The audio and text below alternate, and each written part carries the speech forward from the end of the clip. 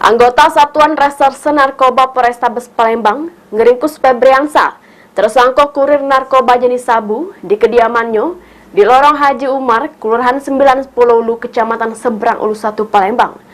Dari tangan tersangka, diamankan sekilo sabu yang dibungkus plastik teh cino.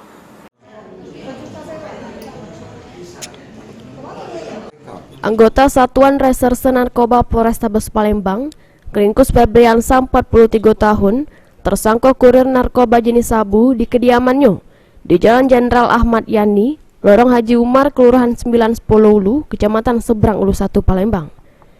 Dari tangan tersangka diamankan barang bukti sabu seberat 1 kg yang dibungkus kemasan teh cino warna hijau.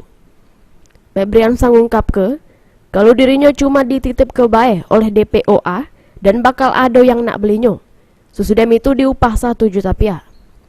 Ditambah ke tersangka, dirinya nekat nerimo titipan ini karena lagi butuh duit untuk memenuhi kebutuhan ekonomi.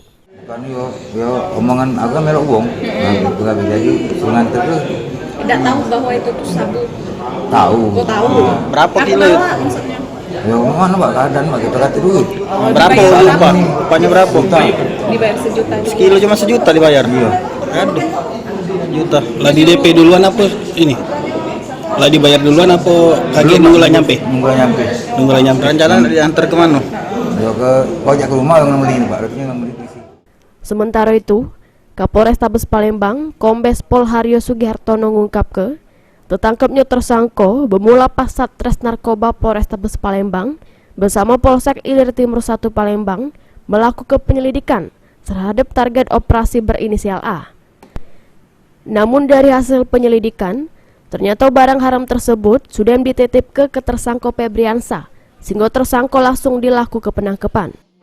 Yang bersangkutan memang tekniknya kita lakukan semacam pembuntutan tersangka FJ ini, yang notabene saya lagi jaringan peredaran narkoba ini dilakukan secara terputus.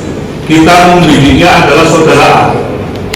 Namun dari perkembangan yang ada, ternyata barang bukti yang notabene dari A tersebut telah dilakukan penitipan ataupun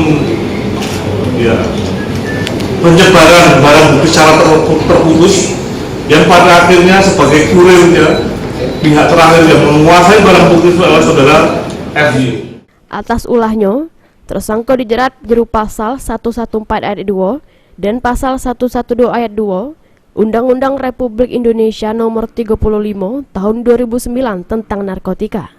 Heru Wahyudi, PAL TV.